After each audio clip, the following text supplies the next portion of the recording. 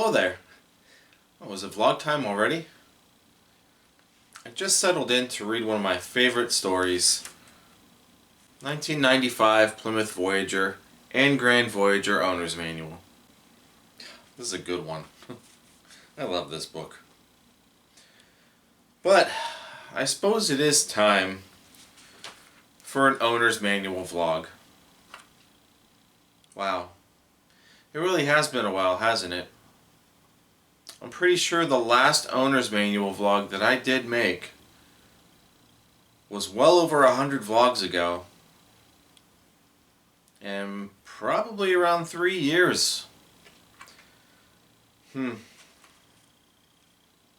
I guess it is time for an update, because somebody did comment on a recent video and did ask if I had gotten any other owner's manuals since, what, vlog 381? The answer is yes, I did. So I guess that is what we'll do in today's vlog.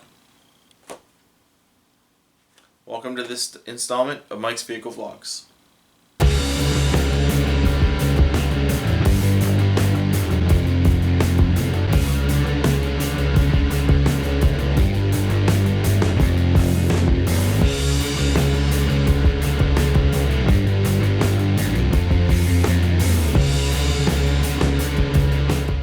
In all seriousness though, this owner's manual is honestly one of my favorites. I know it sounds kind of weird saying that, but it's just because the vehicle itself.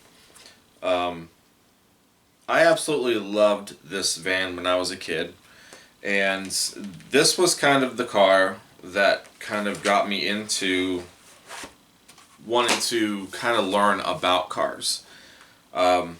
So this whole owner's manual and portfolio definitely has a lot of nostalgia for me. I honestly did read this book from front to back, when I was younger, and started to kind of learn a little bit, about how some things work in cars and stuff. And overall, this kind of was the early start of the owner's manual collection as a kid. So this is definitely far from the first installment of the owner's manual collection videos. I, at this point in time, I'm pretty sure have featured 52 owner's manuals over these last few owner's manual vlogs.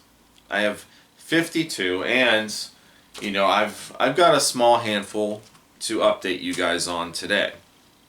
But a lot of these owner's manuals came from cars that I have personally owned, cars that my family at some point in time have owned, and I have a lot of random manuals now, from people who give them to me when they're getting rid of a car.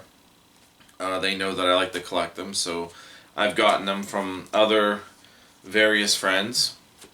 But in recent years, I've gone out and have actually, purchased them if I'm at the junkyard getting parts for one of the project cars or such. Every once in a while, I will take a stroll through, various brands, and out of curiosity, I'll look to see if some of them have the manuals, and if they do, and if they're in decent shape, then I'll go ahead and buy them. Plus, the junkyard that I go to, the owner's manuals are usually anywhere from like $3 to $5 usually. In other cases, sometimes I will seek out owner's manuals from cars that I've owned back in the day, or my family has had back in the day. This is one of them, because my original 95 owner's manual did get lost some time ago when I was a teenager, and I really wanted to have this whole portfolio back because of how special that car meant to me. So this was an eBay buy, but it's in just as great a shape as my actual book was. So in some cases I will seek out manuals on eBay for cars that, you know, either I never had the opportunity to keep the manuals of cars that we've had, or just, you know, just random thoughts. You know, it happens sometimes. So, while I'm not going to go in depth with all of the owner's manuals that I've had, or have featured, I should say, I will briefly show you all 52 owner's manuals that we have featured in the vlog series thus far. Alright, let's begin. The 1994 Pontiac Sunbird Owner's Manual. The 1992 Pontiac Bonneville. The 1999 Oldsmobile Alero. The 2003 Pontiac Aztek. The 2005 Ford Taurus. The 2008 Pontiac Grand Prix. The 2011 Ford Escape. The 1999 Toyota Corolla. The 2015 Ford Fiesta. The 1989 Ford Taurus. The 1996 Honda Accord. The 1988 Oldsmobile Delta 88. The 1973 Pontiac Catalina. The 2004 Chevrolet Malibu Classic.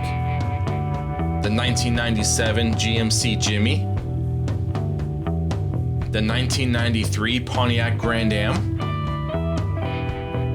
The 2006 Pontiac G6. The 1999 Ford Mustang. The 1996 Chevy Corsica and Beretta. The 1996 Chevrolet Lumina. The 1998 Oldsmobile Intrigue. The 2002 Hyundai Elantra. The 2003 Chevrolet Cavalier. The 1927 Ford Model A. The 1995 Plymouth Voyager and Grand Voyager. The 2015 Ford Fusion. The 1999 Pontiac Grand Am. The 2002 Pontiac Grand Am. 2003 Pontiac Grand Am. 2009 Kia Sportage. 2001 Pontiac Aztek. 2002 Pontiac Aztek. 2004 Pontiac Aztek. 2005 Pontiac Aztek. 2002 Pontiac Bonneville. 2002 Buick Rendezvous. 2004 Oldsmobile Alero. 1996 Jeep Grand Cherokee. 2001 Jeep Grand Cherokee. 1984 Oldsmobile Cutlass Sierra. 1986 Chevrolet Celebrity. 1995 Ford Windstar. 1990 Mazda MPV. 1992 Chevrolet Corsica. 2017 Honda Civic. 2012 Honda Odyssey. 2006 Saab 9-3. 2001 Saab 9-3. 2000 Pontiac Grand Am. 2014 Ford Focus. 2007 Ram Truck Diesel Edition. 1995 Pontiac Grand Prix. Okay, so if you want to see more of those particular manuals and the stories behind those certain ones, you're going to have to look back for the vlogs where, you know, they were featured. So today, I do have a handful of manuals, and really, these manuals, I bought a few of these. Some of these I found, and were told that I could keep.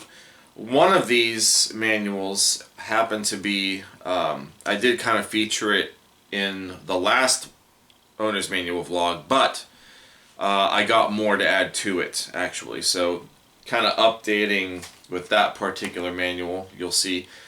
And I did order one owner's manual that unfortunately is not here yet. So I bought another manual off of eBay when for some reason I remembered that I didn't have a manual for this particular vehicle that my family had once had. In fact, when we had this particular vehicle when I was still a teenager, the vehicle didn't come with a manual. The manual was already gone. So I did take to eBay, and you know, I didn't realize a lot of the manuals that I've been buying over the years have come from the same seller. So this this guy happened to have the manual that I'm looking for, $6, and it has not shipped yet. So when that manual shows up, we will complete the vlog and go from there. But in the meantime, I wanted to go ahead and get a jump start on this. We're going to look at just a small handful of owner's manuals that I have obtained since the last owner's manual vlog, and I don't know, we'll go from there, I suppose. Let's begin. The first manual today, technically I featured this one already in a vehicle literature vlog, but you know, I figured since we're talking about the owner's manuals, it should be included in these manuals real quick. But this happens to be an entire 2001 Chrysler PT Cruiser owner's manual packet. So we'll just go through this one real quick.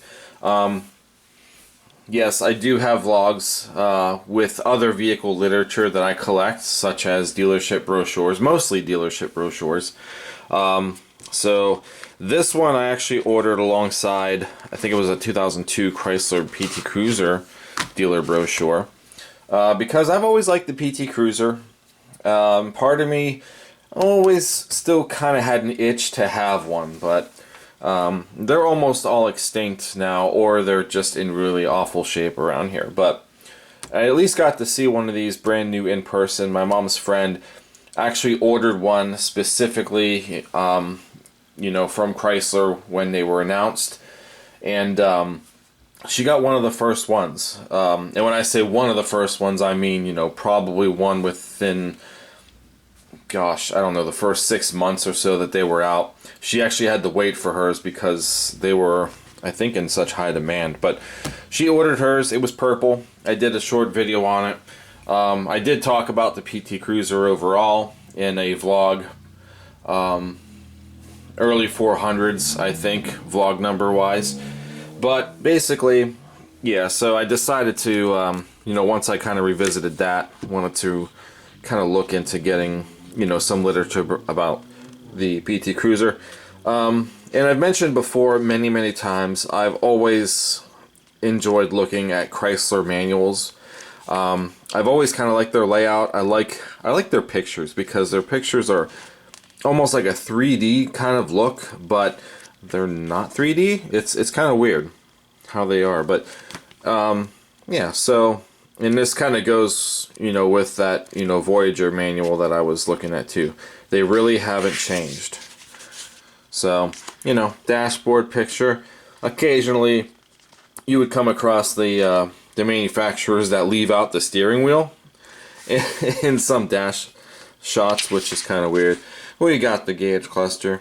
Some of my favorite pictures, you know, throughout manuals. I like to look at the, you know, the dashboard pictures and the gauge pictures, and the underhood pictures are always fun too. So there it is, a 2.4 liter dual overhead cam, 4-cylinder, from Chrysler. Essentially the same engine that was in the Neon, really. And oil dipstick, stuff like that. So, yeah, this manual overall in pretty good shape. I think I got that from the same seller that I just ordered this other one off of. In the packet, everything's here. We have the warranty information, roadside assistance, cargo net installation, which was printed and kind of stuffed in there at some point.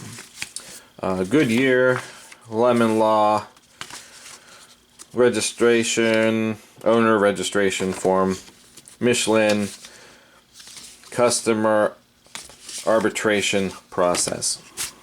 Yeah, everything seems like it's here. The only thing not here with this particular car is the window sticker, which honestly that would have been sweet if I ordered this and it had a window sticker with it.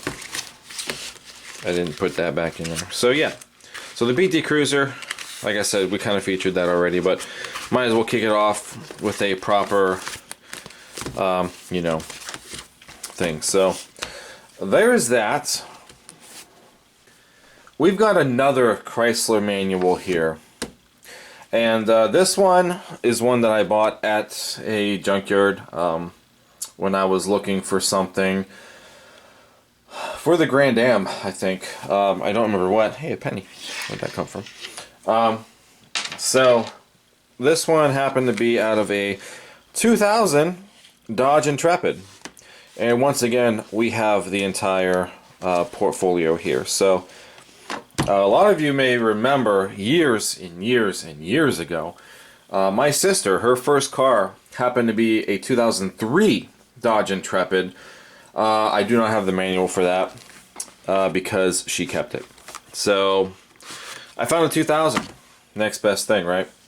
And yeah, this is like the Dodge, you know, the Chrysler Dodge thing that I kind of remember, you know, just the white background, this particular font, the ram head on everything. You know, that's the Dodge that I remember being fascinated with when I was, you know, younger. You know, so good time. Glad that I was actually able to find this thing. And as you can see, pretty similar to the PT Cruiser, pretty similar to the Voyager manual too, over there. Same layout. Chrysler has kept this layout for a very, very long time. So, once again, you know, I don't think I've ever really looked at a newer Chrysler manual. I wonder if they still have the drawings that look like this. I'd be surprised, but I know in more recent years, see look, another steering wheel is gone. I know in more recent years, they haven't actually been putting full owner's manuals in their cars. They've been doing kind of like what Honda was doing for a while. They were doing owner's guides, and they were just, you know, kind of the small, what those used to be called? Cliff notes. So, yeah, not a whole lot of information, just like the basic stuff. But, fun fact, Honda, in you know, just within the last year or so, they've actually been putting full owner's manuals back in their cars. So they kind of did away with that. So they're still printing them. But yeah, so this is pretty much a standard looking Chrysler manual from back in the day. What's this? This is the 2.7 liter V6. I think that was the problem-prone engine. But technically both of these were kind of sketch if you didn't maintenance them in time. This is a 3.2, but my sister's had a 3.5, very similar. The 3.5 was the high output engine, very similar to the one that they were putting in the Plymouth Prowler back in the day. But I think for 2000, the 3.5 was not available yet, so, because it's not in the manual. The 3.2. So, that's pretty much it. So, and like I said before, this has everything with it. So we've got our warranty. We have the same thing, the lemon laws, arbitration. That's a receipt right there from the looks of it. Is there anything on it? Oh, it's very faint. What is this? Hold on. I will look at that here in a second. I didn't know that was in there. So arbitration, roadside assistance, Michelin, the registration address thing. Oh, look at that! Look at that! This addendum also notifies you of the addition of an engine compartment illustration located in the maintenance section of your manual. There's the 3.5 liter. Ah, so it wasn't printed originally. This was probably like a service bulletin or something. They had to send these out. Look at that. Interesting. So yeah, there's the 3.5. Not much different really from the 3.2. In looks anyway. Alright, so this receipt. So let me see. It's going to be a moment here. It's very faint. So looks like Huffman Auto Repair in Newcastle, Pennsylvania. It's a credit card receipt, $201. It doesn't really say what for, but it's a credit card receipt. $201, September 14th, 2020. Okay, so it's a little more recent. That's kind of cool. Did not know that was in there. I thought it'd be cool if it was like older though, like, you know, 2002 or something crazy. And once again, unfortunately, no window sticker with that particular vehicle. I think I pulled this out of a red one. It looked kind of similar to my sister's, but it wasn't the SXT version. It was just, what was that, an ES? I think it was an ES. So, 2000 Dodge Intrepid. That same day while I was walking across the GM cars, I think that's what we were going for. The Grand Am needed the, I was looking for a wheel speed sensor connector to fix. So that's what we were doing. And we chopped one off of a Alero. And I think it was this one. So, 2000 Oldsmobile Alero. Now you guys know, the Alero is one of my all-time favorite cars, and out of every car that I've had in my many years of vehicle ownership, which is just recently past 20 years, I've had cars for 20 years now, the 99 Olds Alero is the one car that I've had that I wish I could have back ASAP. I would take it in a heartbeat if I could. So this is the 2000 Alero manual. Not a whole lot different with, you know, the year-to-year, really. It looks very similar to the 99 manual inside. And GM, for a while, actually used real pictures for, you know, various things. A long time ago, their pictures were actually colored, too. But, like, yeah, like buttons and stuff, they were actually using real pictures for that kind of stuff there. The manual transmission was something you can get in the 2000 Alero.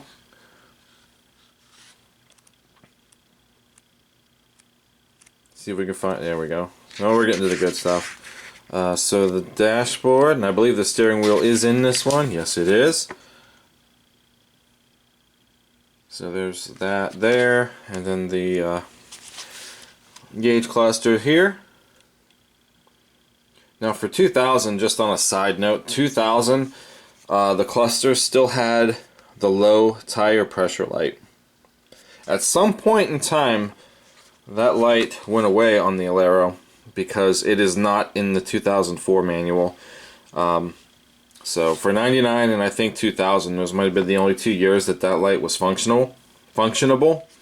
I know with the Grand Am, which is a variant of the Alero, that tire pressure light was only offered for 99. After that, you couldn't get it anymore. But yeah, this car was this was a great car. I miss this car a lot. GM was using real pictures for their engine shots, which is something I've always liked. So maybe we'll find it here. There we go, right across from each other. So 2000. You had the 2.4 liter twin cam engine, the 4-cylinder, and then you had the good one, the 3400 V6, one of my all-time favorite engines ever. Every car that I've had the 3400 V6 in has been a blast to drive, and this was definitely one of them. So that, while we were in that vehicle, the quick reference guide was also with it. This looks like it may have been wet at some point, but I think this had some real pictures in it also.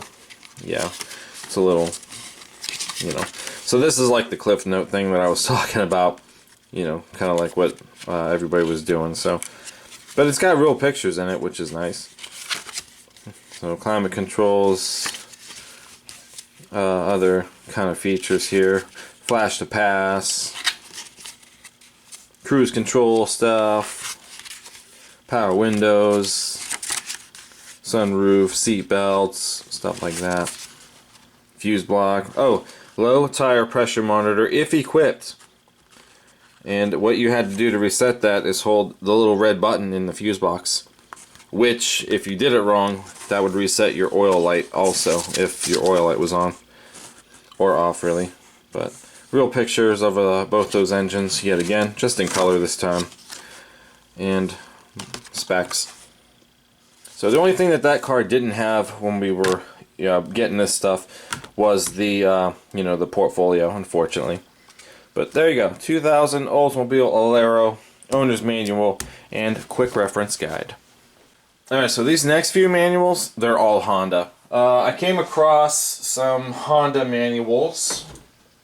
I got 3 of them. So here's a portfolio. It's not the right portfolio. It's very, very big for the manual that's in it. But I guess it works. Anyway, so I need a manual for the '07 Civic, and I couldn't find one.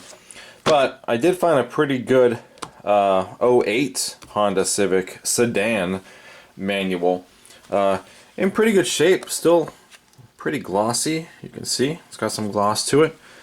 It's a very flimsy manual, but Honda manuals are all kind of the same. I think they've actually kind of had a similar design like this for a long time, but drawings are still rather detailed, you know, not too bad. You know, driver's point of view thing right there. Much more upscale looking Civic from the looks of it. It's got this little touchscreen radio and stuff. So I didn't really look through this entirely, but actually, while I have this out, I do need to look up something at some point. I need to reprogram the locks, and I'm pretty sure the '08 will still work for the '07. Yeah, so there's all the controls and stuff there. This is the instrument cluster for the various models up here: DX, DXG, which is Canadian, LX, EX, and EXL. And fun fact, this is the first year in 2008 the Civic got a TPMS system. So on my '07, those lights aren't there because I don't have a tire pressure monitor system. '08 introduced the sensors to the Civic. And then the next page here, this is the SI cluster, which not a whole lot different, rather, except for the 9,000 RPM tach and the SI graphics. And I think the the power steering lights there, because it's electric power steering on the SI, not on like mine. My LX is still hydraulic. So yeah, not much else here. I think. Oh, there's the radios and stuff there, different radios. I think. Where's the engine pictures at? Pretty sure there's just, you know, not a whole lot of detail to the engine pictures. I could be wrong. Maintenance. We're talking about the oil life monitors, maintenance monitors and stuff. Yeah, there we go. So there's that wonderful 1.8 liter that we have in my elder Civic there. Tells you where everything is. And then this would be the SI one, which is pretty sure that 2.4 liter. So yeah, but anyway, this manual is in pretty good shape. So oh, somebody went ahead and highlighted everything. So there's that. Inside, consumer information. So this is something standard across all the Hondas. So this isn't really model specific. But that's it. That's all that we've got for those two there. 2008 Honda Civic sedan. You gotta make sure it's the sedan one, because if it was a coupe, the manual's different. It would say coupe. So that's what Honda does. But this is the sedan. So yep. I thought this one was pretty cool to have. Here's another Honda one. This is for a 2000 CRV. A first gen CRV, which I'm pretty sure was redesigned for 2002. So this was one of the kind of in the middle of the road first gen CRVs. So pretty thick book. This one's not in too bad a shape either. You know, it's kind of got some stuff on it here and there, but for the most part, still in pretty good shape. And kind of like what I said, it's a very tall book compared to that Civic book. But it's all kind of the same. Honda really didn't change a whole lot with their drawings over the years. In fact, this is, I think, also still pretty similar to that 96 Accord manual that I had in the collection there. See if we can find some other things here. Instrument, yeah, there's kind of a picture. Oh yeah, and then they actually show you where all the labels are supposed to be, all the safety labels. So there's that, and yeah, so I guess that's technically the dashboard picture, is it? It's very far away. See if we can, there's a closer one. Nope. Nope, that would be it. So there's the inside of the first gen CRV, and we've got our gauge cluster there, and I'm sure we're gonna come across some other little things here and there. Try not to hold the book so close to the camera, I'm sorry. Oh, the old Honda keyless remotes. Wow. I thought I saw, yeah, right there. Woo. Sometimes when I'm handed a car at work and I see this style remote, I kind of get scared because I don't know what I'm getting ready to walk into. I remember these CRVs had, yep, there it is, the built-in table. Everybody, there it is. Everybody apparently looks for these built-in tables with this generation CRV. So the floor, that's the cargo floor. It literally, you comes out of the floor and you fold the legs out and you've got a table. That's a really cool thing. Car companies don't do that stuff no more. That's as good as, like, you know, Pontiac with the Aztec and the tent, that kind of stuff. There's all the radios. Looks like we have 2 cassette players, a CD player down there. So yeah, so there's a lot of audio system stuff here apparently. What's this drawing of? Oh, that's antenna. And it looks like a thunderstorm next to, with a guy on a motorcycle. Radio reception stuff. That's what we're talking about there. Let's see. Do we have an engine picture here? This looks a lot like a GM picture when they're driving through like the puddles and stuff. Oh, this is all the maintenance schedule stuff here for the maintenance minder. All that stuff's right there. Oh, I think we're close. There we go. Well, I guess that's it. From the looks of it, yeah. So it kind of shows you all the reservoirs are. Not a very descriptive drawing of the engine bay, though. But I suppose it gets it done, gets it there. It actually shows you where the oil filter and stuff is. How to change your oil. Not a whole lot of manuals will show you exactly how to do that, or where stuff's located as far as like the filter and stuff. So I don't know. I think that's pretty much it. It's all pretty much the same there. So we've got the 2000 Honda CR-V owner's manual. Another Honda manual I came across, a 2003 Element, and if I'm not mistaken, I think the 03 model year was the first year for said Element. So, is there a print thing here? I thought maybe it would say, like, you know, first edition or something. It might still, if we look inside. Maybe not. It's blank with the info. Guess it's not going to matter. But anyway, very similar to the other Honda ones. They look pretty much the same. Is that a picture? Oh, so the interior pictures are first, it looks like. So there's the dash of the original Element there. Oh, there's I guess the safety cage outline. Protecting adults, protecting children. It's the safety label thing again.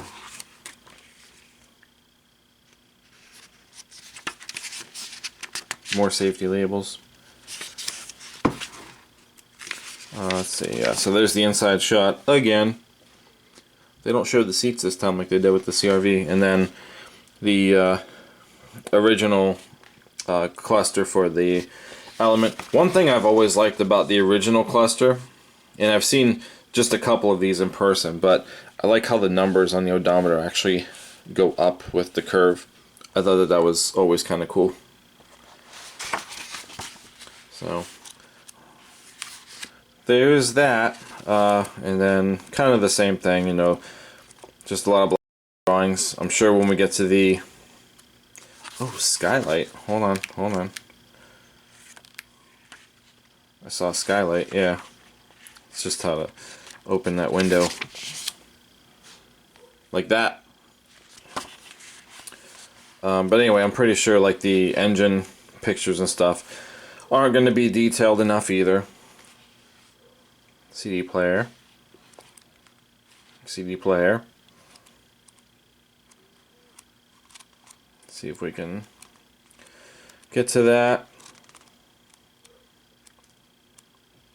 Maintenance. There's the maintenance schedule again. Oh, yeah, there it is. So I think this was that same 2.4 liter engine that very similar to that engine in the Civic Si in 2008. But pretty sure that's the same engine. I've only serviced a very small handful of these that are still out there today, at least around here anyway. Not my favorite car to service, to be honest, when it comes to Honda. Anyway, so yeah, the 2003 Honda Element, that is in our collection. Alright, so we've got two more manuals. One of them is here. The other one, it happens to be with the one that I purchased and has not arrived yet. So after this manual, we will put production on hold, and then when the manual shows up, we will finish production of this vlog and wrap it up. But this manual I kind of already featured, like I said. It happens to be the 1995 Pontiac Grand Prix manual, but I have the portfolio to it now. So I don't know if I really talked about it, but the Grand Prix was my dad's junker car, and we did a couple of vlogs with it. But it got in really bad shape, so probably, wow, it had to have been within the last year or so he finally decided to get rid of it and junked it. Before he did, this portfolio was still in the glove box. Even though I had the manual here, the portfolio was still in the glove box. So it is sitting in the portfolio now. If I take it out, I think the back cover comes apart. I forget. So we'll just briefly go over this manual again. Like I said, we kind of did it in the last video. But in 1995, GM started to kind of get rid of the colored pictures, because I think in 93, is the last year, I think, that they actually used color stuff in their manuals, and then in '94 they all kind of went black and white like this. So this is just a very standard looking GM manual from back in the day with real pictures here and there. I think, was there a dashboard shot? I don't think there was a dashboard shot, but we do have a cluster shot there. And yeah, if we just kind of skim through here and there,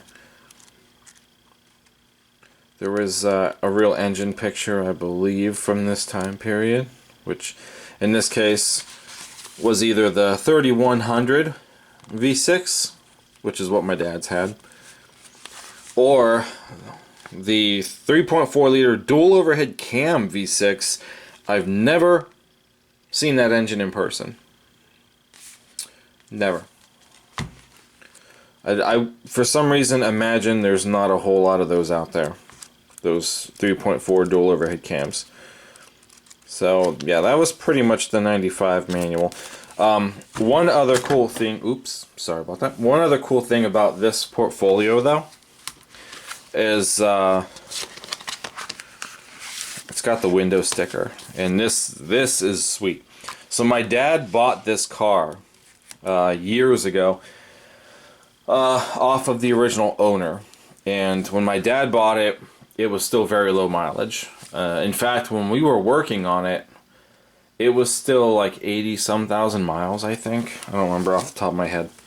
So the original owner had the window sticker in that portfolio pocket.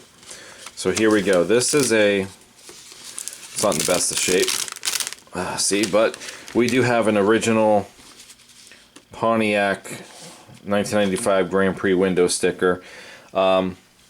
It was an SE trim. I think we may have covered that already. But yeah, and the only options on this particular vehicle happen to be the stereo with the clock and cassette with Theft Lock. That was a $195 option. The rear defogger was $170. Did I mix that up? Yeah, the radio $195. Defogger $170. The carpeted floor mats was an option, $45. So all in all, that Grand Prix, brand new, totaled out at $17,000. $17,579. That's amazing. And then try to bring it a little closer. There's all of the standard stuff with the SE trim. Cayenne red metallic was the paint, and it had the graphite cloth on the inside. That's just so cool. I love the fact that this was still in there. Still in there. I wish it was in better shape, but you know, it is what it is. But that's so cool. So yeah, so that's the manual I wanted to update you guys with, because now we actually have you know, that stuff, and there's nothing else in there. I looked to make sure, you know. So that's that. So now, like I said, there's one more manual that we're waiting on, and when it gets here, we will show it and wrap up the video. Alright folks, so here we are. It's been a few days later. The last manual has finally been delivered in the mail. So which vehicle did my family once have that I never had the manual to? It was a vehicle that we didn't have for long, and when we got the vehicle, it did not come with the manual. The manual was already gone. So this was one that I decided to look for, and I found this particular one on eBay for $6. The 1992 Plymouth Voyager did not have the manual. So now I have a manual to yet another car that we had once had when I was younger. Fun fact, so this Voyager manual here looks like an actual book. I mean, of course it's a thin one, as most older manuals are, but this apparently was before Chrysler started printing the wide like landscape type manuals, like that 95 Voyager manual that I have, and most of the Chrysler manuals thereafter. In fact, I was doing some Google searches on various, Chrysler models from different years in this time period, and it appears that 1994 is the year that most of the manuals look like they became the longer landscape paged books rather than this. So 92 was one of the final years of that, and it looks like this particular style of manual, it actually looking like a book, did carry on, through the 80s and such, so it went back quite a ways. So yeah, this is actually one of the last ones in this particular format. Now, when we look inside this particular one, and you can see this one here, like I said, $6, not too bad, but it's obviously got the, the appearance mechanic marks on it. And fun fact, when you get to the page with all the fuses, that's the page that seems to, get used a lot. Much like another few of the couple of the other manuals I have, it always comes down to the fuse block page for some reason, where all the dirt marks are. But anyway, you open this thing up, and for the most part, this manual here, I'm gonna try to back up a little bit, happens to be, a lot simpler compared to a lot of the ones coming on later on. And even the drawings, for one, there aren't too many drawings in this particular book. There's a few here and there, but the drawings that are in here are not as, they're not as detailed as like the, the more 3D-ish looking drawings from the other Chrysler manuals that we looked at earlier. See, this one here, just they look a little more simpler, more cartoonish in a way. But yeah, and then like I said, there's not a whole lot of actual drawings here in this particular book. It's all very simplified, but the one thing I really do like about what appears to be like the earlier Chrysler drawings is like the font associated with them. Like it's got that really old school looking, font, so. But I was kind of surprised looking through this. I just seeing how a lot simpler it was. So there's our dashboard shot of the 92 Voyager, obviously before the remake, the remodel, which would happen in 94. And no steering wheel yet again in this picture, but pretty descriptive. But like I said, yet again, it doesn't really have that entire almost 3D look. And then the gauge clusters, both of them there on one single page. I like the fact that they have the airbag light here in the cluster, when in fact I don't know if that airbag light was ever used. It's down here too. I don't know if it was ever used on the actual cluster in these vans, because every van that I've seen of this generation, it's in that top information center, but yet it is printed there on the cluster. And I remember seeing that when we had both of those vans. You can see, if you shine like a light in that area, you can see the imprint where that light should be. So I did find that very interesting, but I've never seen that light actually active on the clusters of this generation. So, and then like I said, the information center, which sits above the cluster, the airbag light is right there. So I found that to be very interesting. This one also has the maintenance required light, which went away at some point in time. So the maintenance required light is there, and totally messed that up, so sorry. But yeah, so thought that was very interesting that that airbag light was kind of, in that particular area. But yeah, just some more drawings that aren't really aren't really, you know, fully descriptive, I guess.